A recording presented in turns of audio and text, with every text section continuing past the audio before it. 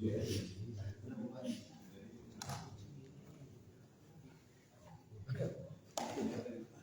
audio terkedah.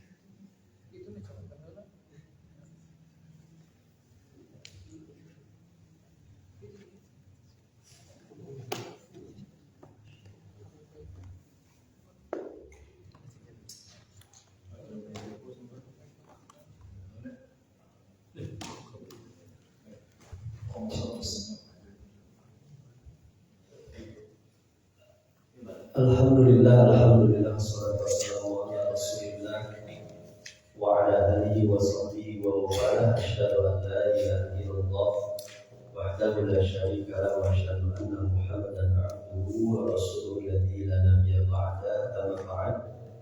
Rabbi shrah li sadri wa yassir li amri wa hlul 'uqdatam min lisani yafqahu qawli. Baik, alhamdulillah para peserta semua, di malam hari ini kita melanjutkan kembali kita Minhajul Abidin. Bersyukur kepada Allah kita diberikan kesempatan kembali untuk membaca karya Imam Al-Ghazali. Di pertemuan sebelumnya kita sudah baca beberapa paragraf tentang Qaqatul Awal, apa saja godaan-godaan dalam beribadah. Nah, Imam Al-Ghazali menunjukkan yang pertama di antara godaan ibadah itu adalah dunia, kecintaan seseorang kepada dunia. Tapi saya beri catatan, Imam Al-Ghazali itu kan menulis kitab Minhajul Abidin ini di akhir pengembaraan keilmuan beliau, jadi di akhir usia beliau. Bukan berarti dunia itu tentu ditinggalkan sehabis-habisnya. Nah, nanti celaan-celaan yang dijelaskan oleh Imam Al-Ghazali terhadap dunia, hakikatnya adalah kita harus berhati-hati sebagai penuntut ilmu, berhati-hati terhadap kenikmatan-kenikmatan dunia. Jangan sampai nikmat-nikmat duniawi itu melalaikan kita dari yang pokok, beribadah kepada Allah, ya, tulus menuntut ilmu, itu yang betul pokok. Karena alangkah indahnya andaikan seorang itu dia memiliki dunia sekaligus agama.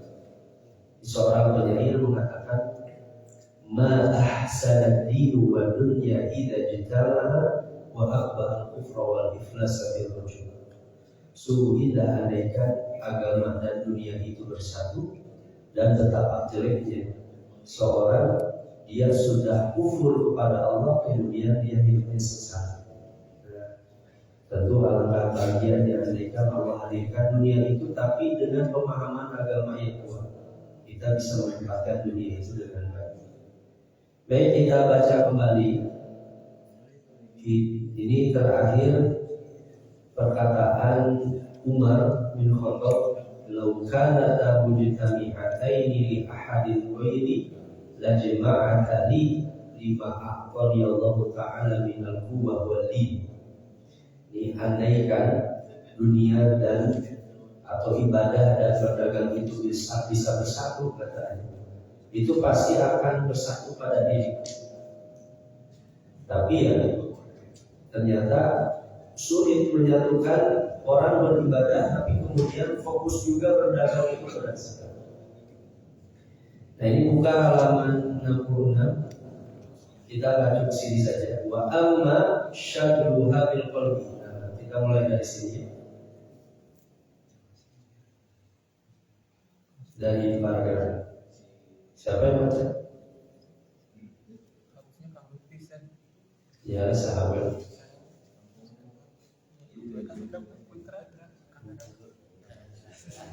Ya, betul, baca.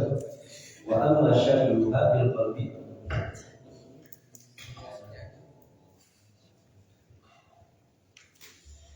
Wa amma sadruha bil qalbi wa huwa al-baqilu limakani iradati. Itu ayat alif lam. Limakani iradati. Limakani iradati. Fama ruya Ya. an-nabi sallallahu alaihi wasallam annahu qala man ahabba dunyahu adharra bi akhiratihi wa man ahabba akhiratahu adharra bid dunyahu fa'athiru fil akhir. ma yabqa ala ma yafni. Yafna. Ya, satu paragraf. Fabana laka annahu idza istaqala zahiruka bid dunya wa batinuka bi iradatiha fala tatayassaru lakal ibadatu haqqaha. Wa amma idza zahidta fiha fatafarragta bidhahirika wa batinika tatamassa lakal ibad bal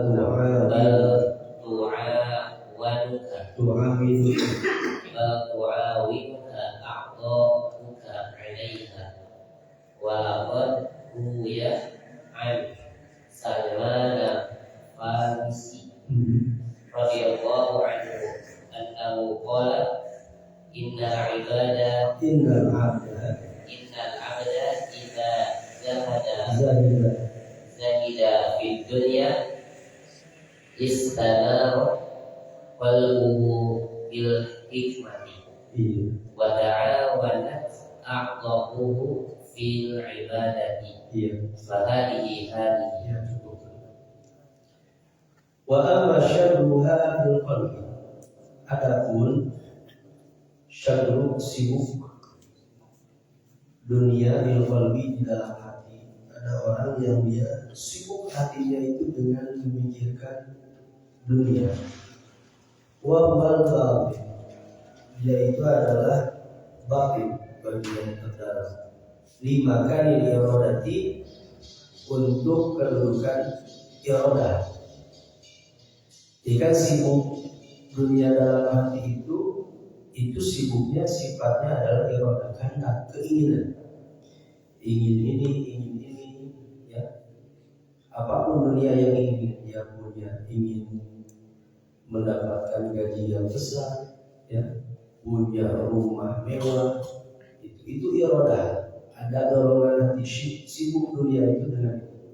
Fama ruwiya 'an Nabi sallallahu alaihi wasallam, apa yang diriwayatkan dari Nabi sallallahu alaihi wasallam, annahu qala, bahwasanya beliau bersabda, man ahabba dunya, siapa yang mencintai dunianya, adharra bi akhiratihi, maka itu pasti membahayakan akhiratnya. Ya teman-teman, sholat maghrib berjamaah, sholat isya, ya.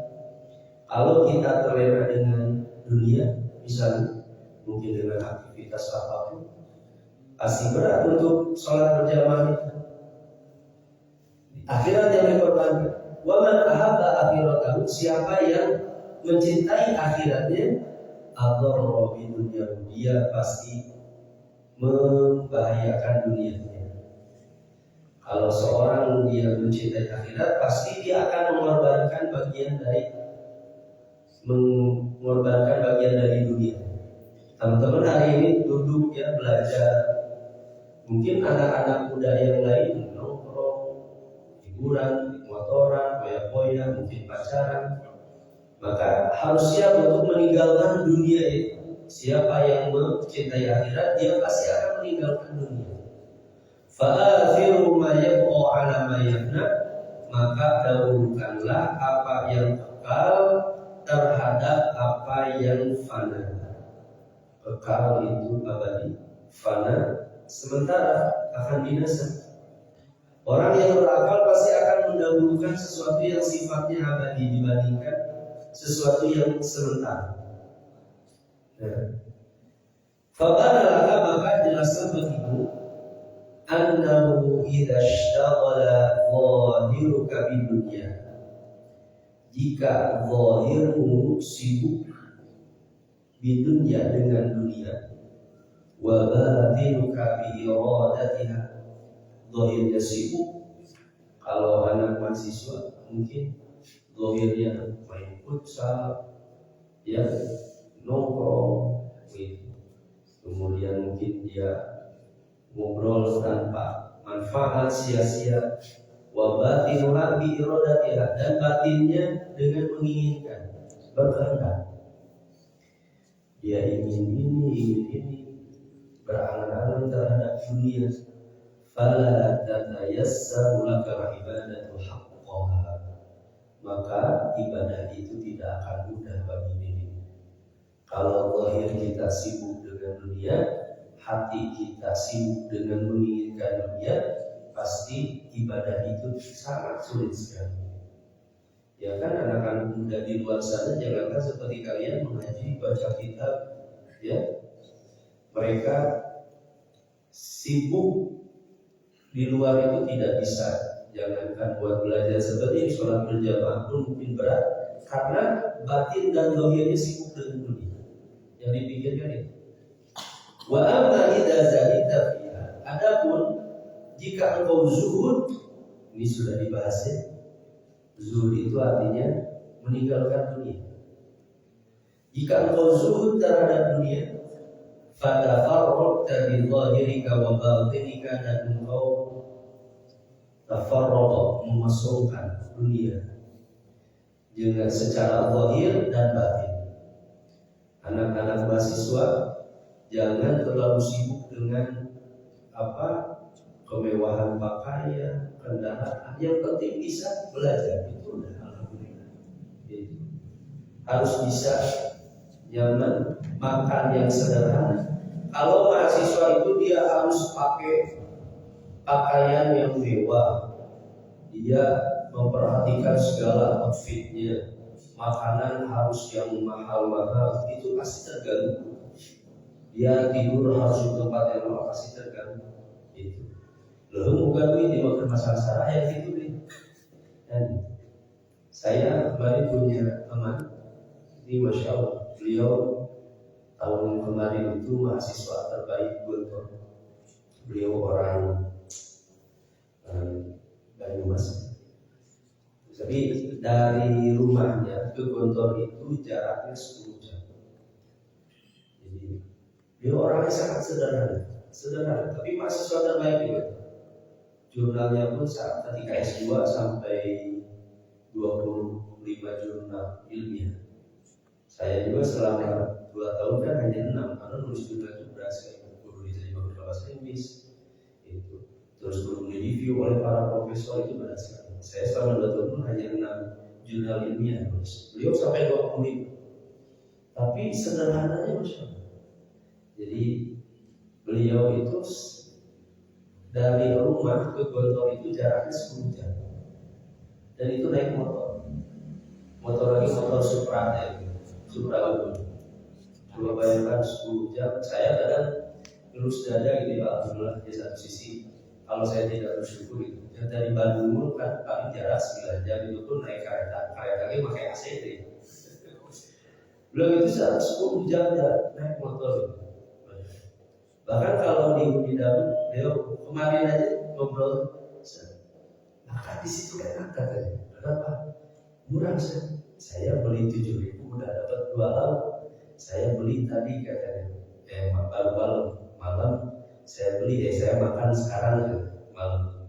Dan saya sisakan setengah nasinya buat sahur. Jadi 7.000 dibagi 2 aja sahur. Ini luar biasa perjuangannya. Tapi alhamdulillah karena ada beasiswa unggulan dari pemerintah. Kemarin beliau mengajukan karena memang banyak prestasinya, alhamdulillah beliau dapat beasiswa unggulan. Ya 1 bulan kalau nggak salah 3 sampai 4 juta beliau dikasih.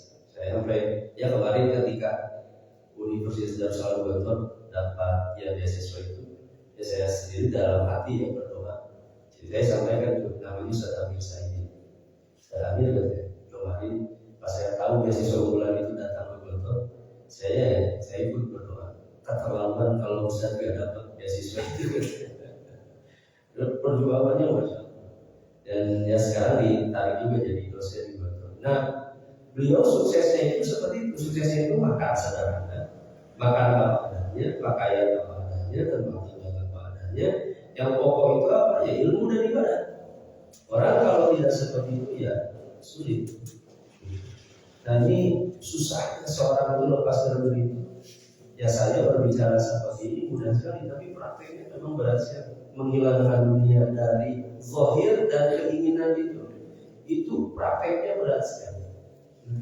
Kita harus siap ya sederhana.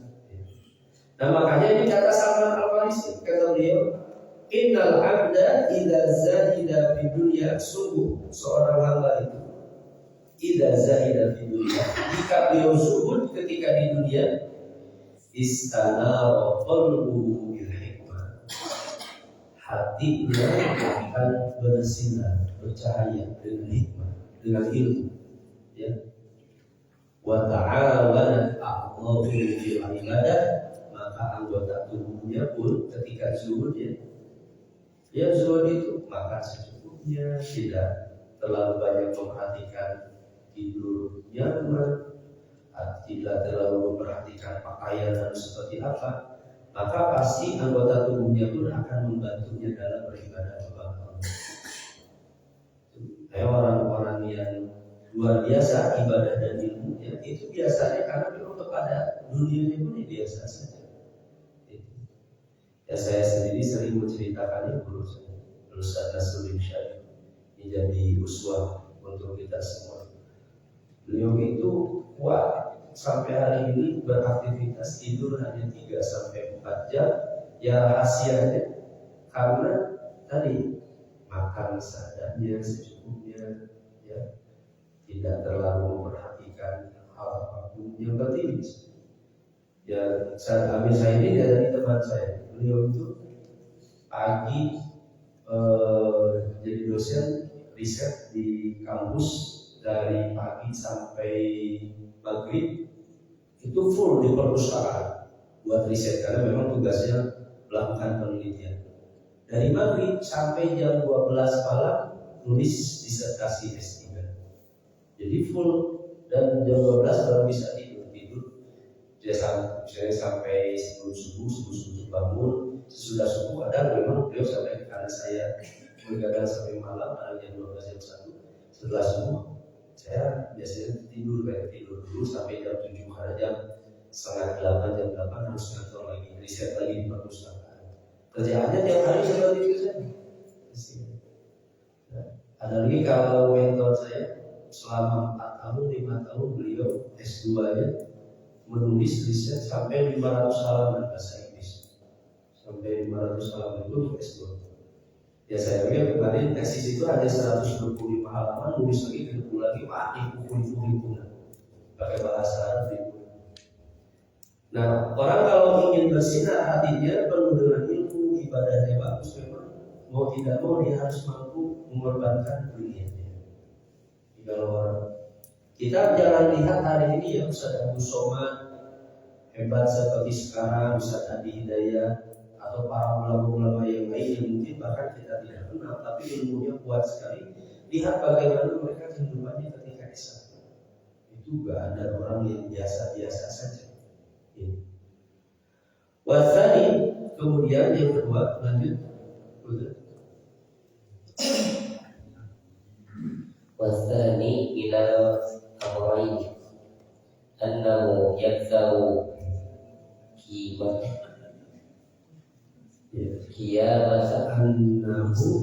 Annahu yuksiru yuksiru qimata amalika wa yu'azzimu qadrahu wa syarafahu. Falaqad qala sallallahu alaihi wasallam rak'atani min rajulin zahidin qalbuhu khairun wa ahabbu ila Allahi jalla jalaluhu min ibadatil muta'abbidina ila akhir dahri abadan sarmada. Wasani minal amrayni, dan yang kedua, annahu yuksiru qimata amalika. Zuhud itu, itu kembali ke zuhud, kan sedang menjelaskan zuhud.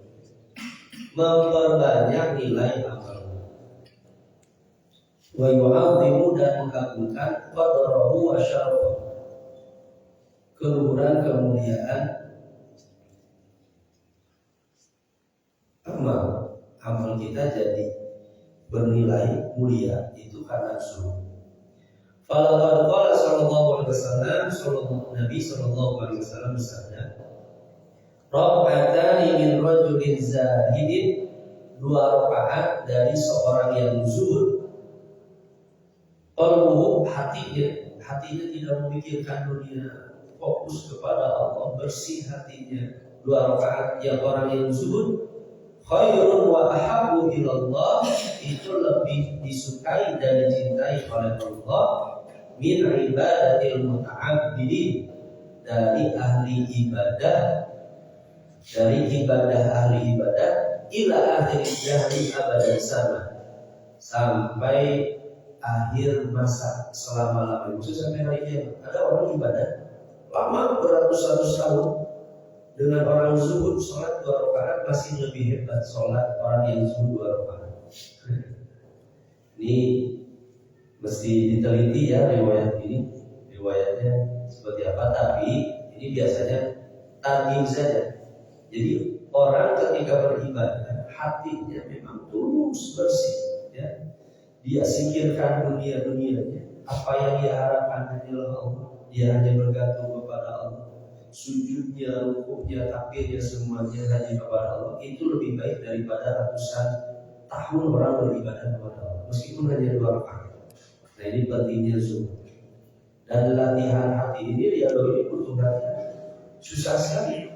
Kita hanya membaca, saya menjelaskan, tapi prakteknya sholat 2 rakaat yang hati itu bersih, kosong, tulus, itu susah sekali. Di prakteknya berat sekali. Ibadah, kalau ibadah itu menjadi mulia dan banyak dikarenakan zuhud, dikarenakan hal itu, fahuqqa liman talaba ibadah, maka sudah pasti liman talaba ibadah, siapa saja yang dia mencari ibadah, an yazhada fi dunya, dia hendaknya zuhud di dunia, wa yatajarrada anha, dan dia mengosongkan dunia itu. Kita kalau ingin sukses di dua hal, ilmu dan ibadah, harus berani untuk meninggalkan dunia. Itu mau tidak mau. Imam Al-Ghazali yang menulis Minhajul Abidin, menulis kitab ini, menulis Ihya Ulumuddin, beliau meninggalkan dunia.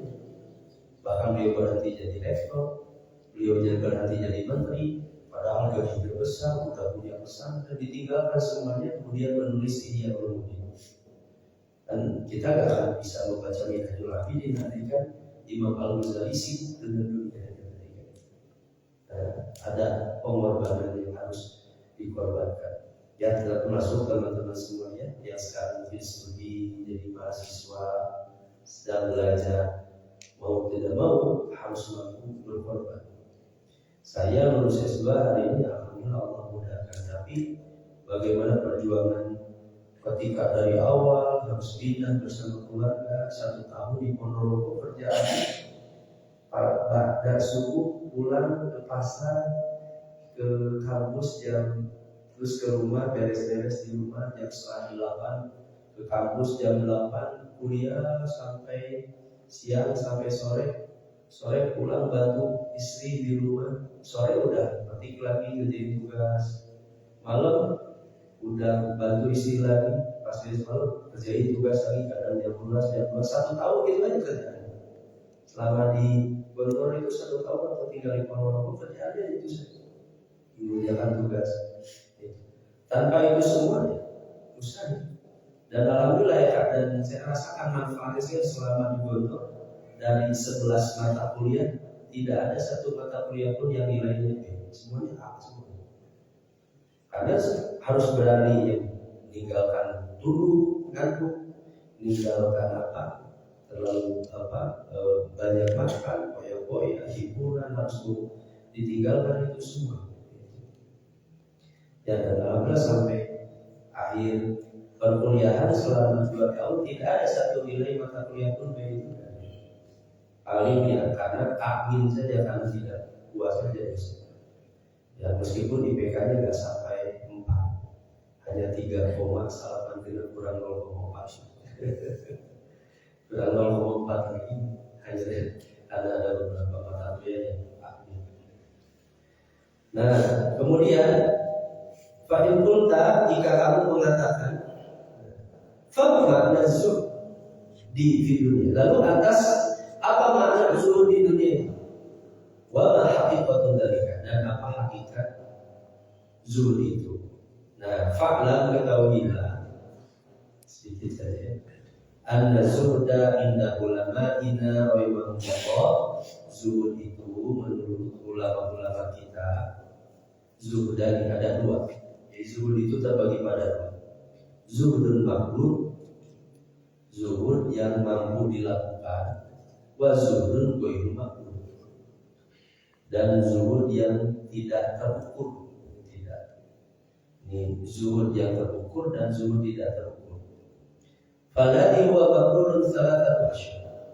Zuhud yang terukur atau bisa dilakukan itu 3.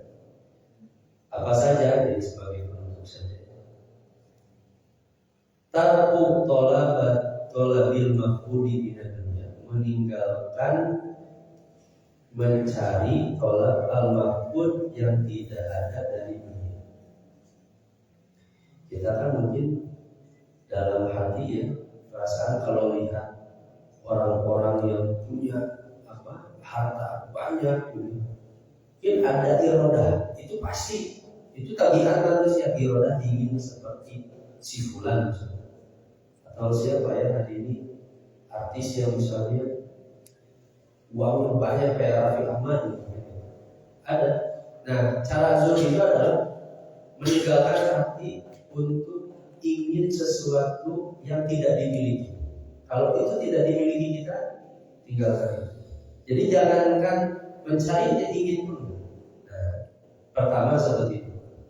Wa tafriqul majmu' minha, dan melepaskan dunia itu al-majmu' yang dihimpun, yang dikumpulkan. Lepaskan, berikan. Nah, makanya di antara latihan zuhud itu adalah dengan banyak bersedekah, berinfak, melepaskan apa yang kita sukai kemudian kita berikan. Kalau anak mahasiswa kan belum banyak gaji, ya satu waktu saya mendapatkan rezeki beri untuk orang tua meskipun berat. Itu cara menghilangkan zuhud seperti itu.